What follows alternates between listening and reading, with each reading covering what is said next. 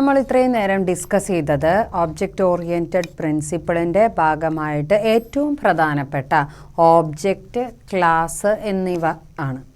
എന്തുകൊണ്ടാണ് നമ്മൾ ഏറ്റവും അധികം ബേസിക് കോൺസെപ്റ്റിൽ ആദ്യം തന്നെ ഓബ്ജക്റ്റിനെയും ക്ലാസ്സിനെയും ഉൾപ്പെടുത്തിയത്?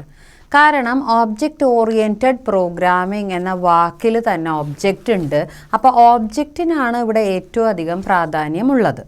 ഇനി ഈ ഓബ്ജക്റ്റിന് നമ്മൾ എങ്ങനെയാണ് നമ്മുടെ റിയൽ ലൈഫിൽ പ്രാധാന്യം എന്ന് നോക്കാം.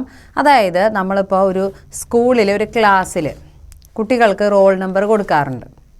എന്തിനാണ് ഈ റോൾ നമ്പർ കൊടുക്കുന്നത്? അപ്പോൾ ആ ടീച്ചർക്ക് പെട്ടെന്ന് എളുപ്പത്തിൽ മനസ്സിലാക്കാൻ പറ്റുന്നു എത്ര കുട്ടികളുണ്ട് എന്ന്.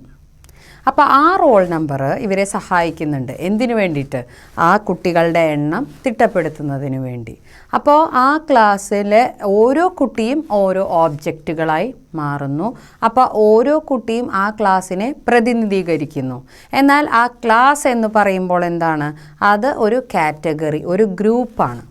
അപ്പോൾ ആ ഗ്രൂപ്പ്, ആ കുട്ടികൾ, ഓരോ കുട്ടികളും ആ ക്ലാസ്സിൽ ഉൾപ്പെട്ടിട്ടുള്ള എല്ലാ കുട്ടികളും തന്നെ ആ ഗ്രൂപ്പിനെ റെപ്രസെൻറ്റ് ചെയ്യുന്നുണ്ട്. അപ്പോൾ റോൾ നമ്പർ 1 എടുത്താലും 2 എടുത്താലും 3 എടുത്താലും അതല്ല റോൾ നമ്പർ 40 എടുത്താലും എല്ലാവരും ആ ക്ലാസ്സിൻ്റെ തന്നെ ഒരു ഭാഗമാണ് എന്ന് ഓർക്കുക. അപ്പോൾ ഇതിൽ നിന്ന് നമ്മൾ മനസ്സിലാക്കേണ്ട ഒരു പ്രധാനപ്പെട്ട കാര്യം, ഒരു ക്ലാസ്സിൽ എത്ര ഒബ്ജക്റ്റ് വേണമെങ്കിലും നമുക്ക് ഉണ്ടാക്കാവുന്നതാണ്. ഇത്ര എണ്ണം എന്ന ഒരു പരിധി അതിനില്ല. അപ്പോൾ അതുകൊണ്ട് തന്നെ നമ്മൾ കുട്ടികളുടെ മാർക്ക്, ടോട്ടൽ മാർക്ക് അല്ലെങ്കിൽ ആവറേജ് മാർക്കൊക്കെ കാൽക്കുലേറ്റ് ചെയ്യുമ്പോൾ ഫോർമുലയുണ്ട്. ആ ഫോർമുല വെച്ചിട്ടാണ് നമ്മളിത് കാൽക്കുലേറ്റ് ചെയ്യണത്. അപ്പോൾ ഈ ഫോർമുല വെച്ചിട്ട് നമ്മളിത് കാൽക്കുലേറ്റ് ചെയ്യുമ്പോൾ എന്താ, ഫോർമുലയിൽ വ്യത്യാസമൊന്നുമില്ല. എല്ലാവർക്കും സെയിം ഫോർമുലയാണ് നമ്മൾ അപ്ലൈ ചെയ്യുന്നത്. പക്ഷേ ആ കുട്ടികൾക്ക് കിട്ടിയ മാർക്കിൻ്റെ വ്യത്യാസം അനുസരിച്ച് അവരുടെ ടോട്ടൽ മാർക്ക് മാറുന്നു, അവരുടെ ഗ്രേഡിന് വ്യത്യാസങ്ങൾ വരുന്നു. അപ്പോൾ ആ ബേസിക് ആയിട്ടുള്ള ഗൈഡ് ലൈൻ, അതായത് ആ ഫോർമുല എന്ന് പറയുന്നത് സെയിം ആണ്. അപ്പോൾ ആ ഓബ്ജക്റ്റിനെ നമ്മൾ അവിടെ പ്രയോജനപ്പെടുത്തുന്നത് നമുക്കങ്ങനെ മനസ്സിലാക്കാം. ഇതുപോലെ നമ്മുടെ റിയൽ ലൈഫിൽ എല്ലാ സ്ഥലങ്ങളിലും നമുക്ക് ഇതുപോലെ ഈ ഒരു ഓബ്ജക്റ്റ് എന്ന ആ ഒരു കൺസെപ്റ്റ് ഉണ്ട്.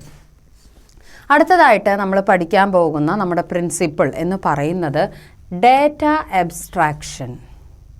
എന്താണ് ഡേറ്റ അബ്സ്ട്രാക്ഷൻ എന്ന് പറഞ്ഞാൽ?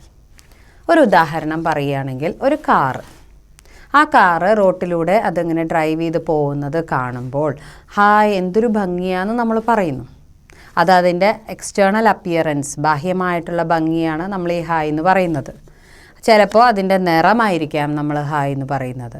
പക്ഷെ ഒരിക്കൽ പോലും നമ്മൾ ആ കാറ് നോക്കിയിട്ട് അതിൻ്റെ ഇൻറ്റേർണൽ പാർട്സ് എങ്ങനെയായിരിക്കും വർക്ക് ചെയ്യുന്നത് എന്നതിനെക്കുറിച്ച് ആരും തന്നെ ആലോചിക്കാറില്ല.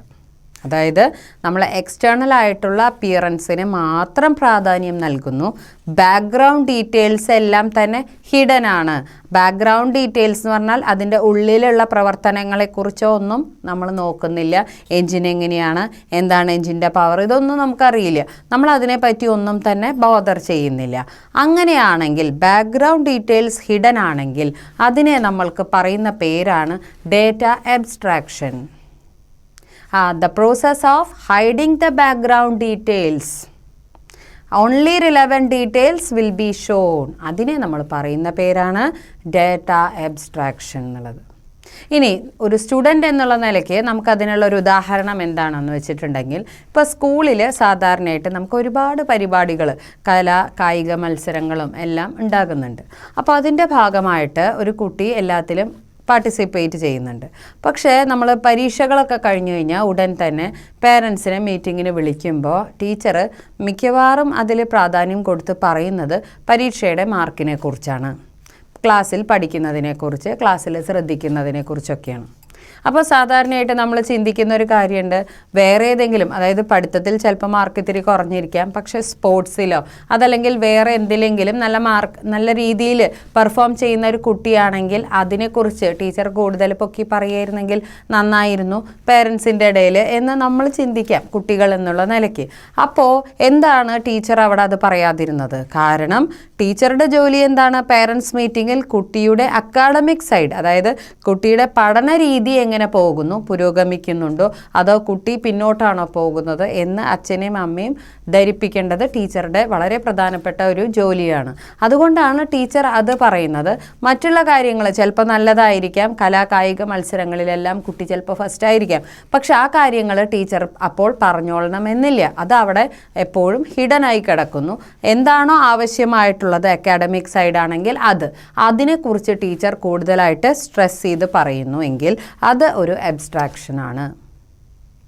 അപ്പോൾ ഇത് നമ്മൾക്ക് പറയുമ്പോൾ നമുക്ക് റിയലായിട്ട് നമ്മളുടെ ജീവിതത്തിൻ്റെ ഭാഗമായിട്ട് വരുന്ന ഒരു കാര്യമായതുകൊണ്ട് പെട്ടെന്ന് നമുക്ക് മനസ്സിലാക്കാം. അതുപോലെ തന്നെ ഇപ്പോൾ ഒരു ബൈക്കാണെങ്കിലും എന്താണെങ്കിലും നമ്മളിപ്പോൾ ഒരു ബുക്കിൻ്റെ കവർ പേജ് ഭയങ്കര ഭംഗിയാണ് ആ ബുക്കിൻ്റെ കവർ പേജ് കാണാൻ.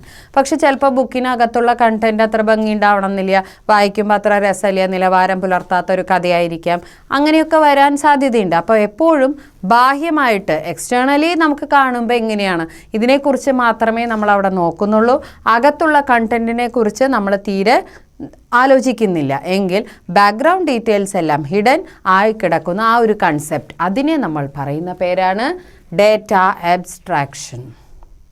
അത് കഴിഞ്ഞാൽ അതുപോലെ തന്നെ ഇതാണ് നമുക്ക് ഒബ്ജക്റ്റ് ഓറിയൻറ്റഡ് പ്രോഗ്രാമിൽ വരുന്ന ഒരു കൺസെപ്റ്റാണത്. ഒബ്ജക്റ്റ് പഠിച്ചു, ക്ലാസ് പഠിച്ചു, പിന്നെ വരുന്നതാണ് ഡേറ്റ അബ്സ്ട്രാക്ഷൻ എന്ന് പറയുന്നത്. അടുത്തതായിട്ട് നമ്മൾ ചിന്തിക്കേണ്ട മറ്റൊരു കാര്യം, എല്ലാ ആസ്പെക്റ്റുകളെയും ഉൾപ്പെടുത്തിക്കൊണ്ട് എല്ലാത്തിനെയും ഉൾപ്പെടുത്തിക്കൊണ്ട് നമുക്ക് പറയാൻ സാധിക്കുകയാണെങ്കിൽ അതൊരു നല്ല കാര്യമല്ലേ. അതായത് കുട്ടികളുടെ അക്കാഡമിക് സൈഡ് മാത്രമല്ല, സ്പോർട്സ്, അതുപോലെ അവർക്ക് എന്തെല്ലാം തരത്തിലുള്ള ടാലൻസ് ഉണ്ട്, എന്തെല്ലാം തരത്തിലുള്ള പ്രൈസ് അവർക്ക് കിട്ടിയിട്ടുണ്ട്, ഇങ്ങനെയുള്ള എല്ലാ കാര്യങ്ങളും ഉൾപ്പെടുത്തിക്കൊണ്ടാണ് ടീച്ചർ സംസാരിക്കണേ വെച്ചാൽ നല്ലതല്ലേ. അപ്പോൾ വീട്ടിൽ ചെല്ലുമ്പോൾ അത്ര ചീത്ത കേൾക്കില്ല. കാരണം എന്താ വെച്ചാൽ ഇതിൽ കുറഞ്ഞാലും അതിൽ നല്ലതാണല്ലോ. അപ്പോൾ അങ്ങനത്തെ ഒരു രീതിയിൽ എല്ലാം കൂടി ഒരുമിച്ച് ചേർത്തുകൊണ്ട് നമുക്ക് പറയാനുള്ള ഒരു സംവിധാനം ഉണ്ട് ഇവിടെ. അതിനെ നമ്മൾ പറയുന്ന പേരാണ് ഡേറ്റ എൻകാപ്സുലേഷൻ. ഡേറ്റ എൻകാപ്സുലേഷൻ എന്ന് പറഞ്ഞാൽ ഒരു ഒബ്ജക്റ്റിനെ കുറിച്ചുള്ള കംപ്ലീറ്റ് വിവരങ്ങൾ എന്തുമായിക്കോട്ടെ, നമുക്കവിടെ ഒന്നും എടുത്തു വയ്ക്കാനായിട്ടില്ല, കംപ്ലീറ്റ് ആയിട്ടുള്ള എല്ലാ വിവരങ്ങളും ഉൾപ്പെടുത്തിക്കൊണ്ട് നമ്മൾ പറയുന്ന സംഭവമാണ് ഡേറ്റ എൻകാപ്സുലേഷൻ എന്ന് പറയുന്നത്. ഇനി ഇവിടെ ഞാനൊരു ഡയഗ്രാം കാണിച്ചു തരാം. സ്റ്റുഡൻറ്റ്, ഇപ്പോൾ ഇവിടെയാണെങ്കിലും നമുക്ക് ഡാറ്റ അബ്സ്ട്രാക്ഷൻ എന്ന് പറയുമ്പോൾ ആ സ്റ്റുഡൻറ്റിൻ്റെ അക്കാഡമിക്സ്, അപ്പോൾ അക്കാഡമിക്സ് എന്ന് പറഞ്ഞാൽ എന്താണ്, ആ കുട്ടിയുടെ പരീക്ഷയിലുള്ള എങ്ങനെയാണ് ആ കുട്ടി പെർഫോം ചെയ്തത് അത് മാത്രമേ ടീച്ചർ ബോദർ ചെയ്യുന്നുള്ളൂ, ടീച്ചർ അത് മാത്രമേ സംസാരിക്കുന്നുള്ളൂ എന്നർത്ഥം.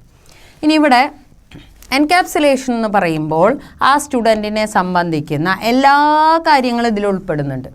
എന്തൊക്കെയത്?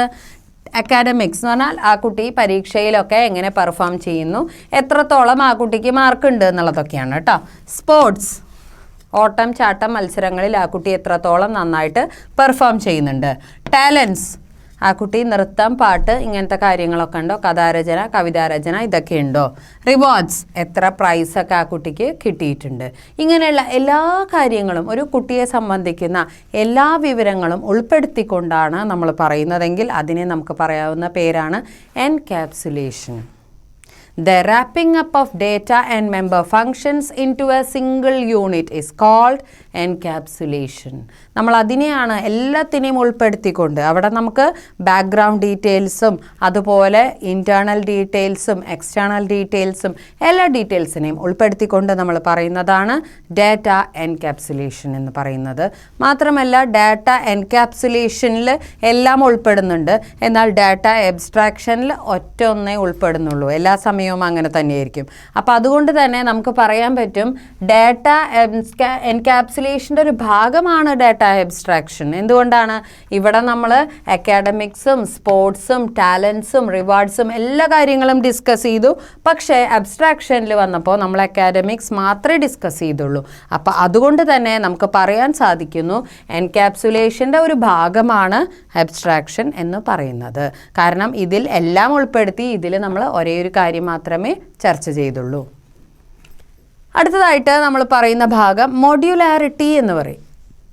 മൊഡ്യുലാരിറ്റി എന്ന് പറഞ്ഞാൽ ഒരു പ്രോഗ്രാം വളരെ വലുതാണ്, പക്ഷേ ആ ഒരു പ്രോഗ്രാമിൻ്റെ ഭാഗമായിട്ട് നമുക്ക് എത്രത്തോളം ഫങ്ഷൻസ് ഉണ്ടോ അത്രത്തോളം ഫങ്ഷൻസിനെ നമ്മൾ അതിൽ ഉൾപ്പെടുത്തി നമ്മുടെ പ്രോഗ്രാം വളരെ വലുതാക്കി. എന്നാൽ ഓരോ സെക്ഷനായിട്ട് മാത്രമേ ഒരു സമയത്ത് വർക്ക് ചെയ്യുള്ളൂ. അപ്പോൾ അതുകൊണ്ട് തന്നെ ആ പ്രോഗ്രാമിൻ്റെ ഭാഗമായിട്ട് എല്ലാം അവിടെ കിടന്നോട്ടെ, മെമ്മറി നന്നായിട്ട് എടുത്തോട്ടെ, എന്നാലും ഒരേ ഒരു കാര്യമേ ഒരു സമയത്ത് വർക്ക് ചെയ്യുള്ളൂ എന്നുള്ളത് കൊണ്ട് നമ്മളെ അതൊരിക്കലും പ്രതികൂലമായി ബാധിക്കില്ല. അതിനുള്ളൊരു ഉദാഹരണമാണ് ഇവിടെ കാണിച്ചിട്ടുള്ളത്. ATM counter. നമ്മൾ ATM കാർഡ് സാധാരണ എല്ലാവരും ATM കാർഡ് യൂസ് ചെയ്യുന്നവരാണ്. അപ്പോൾ നമ്മൾ ATM കാർഡ് ഇൻസേർട്ട് ചെയ്തിട്ട് നമ്മൾ പൈസ എടുക്കുന്നു. അപ്പോൾ അങ്ങനെ ATM കാർഡ് ഇൻസേർട്ട് ചെയ്തിട്ട് നമ്മൾ ഈ പൈസ എടുക്കൽ മാത്രമാണോ അവിടെ ചെയ്യുന്നത്? അല്ല. അതേപോലെ തന്നെ നമ്മൾ ഡെപ്പോസിറ്റ് ചെയ്യുന്നുണ്ട്, അതുപോലെ വിഡ്രോവൽ ചെയ്യുന്നുണ്ട്, അതേപോലെ ബാലൻസ് എൻക്വയറി, മിനി സ്റ്റേറ്റ്മെൻറ്റ് എന്നിങ്ങനെ ഒരുപാട് ഫംഗ്ഷനുകൾ നമ്മുടെ പ്രോഗ്രാമിൻ്റെ ഭാഗമായിട്ട് നമുക്ക് കൊടുക്കാൻ പറ്റും. അപ്പോൾ ഓരോ ഫങ്ഷൻസായിട്ട് നമ്മളിതിനെ കൊടുക്കുമ്പോൾ ഒരു ഫംഗ്ഷൻ മാത്രമേ ഒരു സമയത്ത് വർക്ക് ചെയ്യുന്നുള്ളൂ, മറ്റുള്ള ഫംഗ്ഷനുകളൊക്കെ അവിടെ കിടക്കുന്നുണ്ട്. ആ മെമ്മറി അവിടെ തന്നെ അതിന് സ്റ്റോർ ചെയ്യിക്കുന്നുണ്ട്. പക്ഷേ അറ്റ് എ ടൈം ഒറ്റ ഫംഗ്ഷൻ മാത്രമേ വർക്ക് ചെയ്യുള്ളൂ. ഇതാണ് ഇതിൻ്റെ പ്രത്യേകത. അപ്പോൾ മൊഡ്യൂലാരിറ്റി എന്ന് വെച്ചാൽ എന്താണ്? The program is divided into different modules. മാത്രമല്ല മറ്റൊരു കാര്യം എന്താണ്? Only one module will work at a time. ഒരു സമയത്ത് ഒരു മോഡ്യൂൾ മാത്രമേ വർക്ക് ചെയ്യുള്ളൂ, മറ്റുള്ള മോഡ്യൂൾസ് എല്ലാം അവിടെ ഹിഡൻ ആയിട്ട് കിടക്കുന്നു. അതാണ് അതിൻ്റെ പ്രത്യേകത. അപ്പോൾ മൊഡ്യൂലാരിറ്റിയും നമുക്കിവിടെ വളരെ നല്ല ഒരു സവിശേഷത തന്നെയാണ്. അപ്പോൾ നമ്മൾ ഡാറ്റ അബ്സ്ട്രാക്ഷൻ, ഡാറ്റ എൻകാപ്സുലേഷൻ, മൊഡ്യൂലാരിറ്റി, നേരത്തെ ഓബ്ജക്റ്റ്, ക്ലാസ്. ഇനി നമുക്ക് അടുത്തത്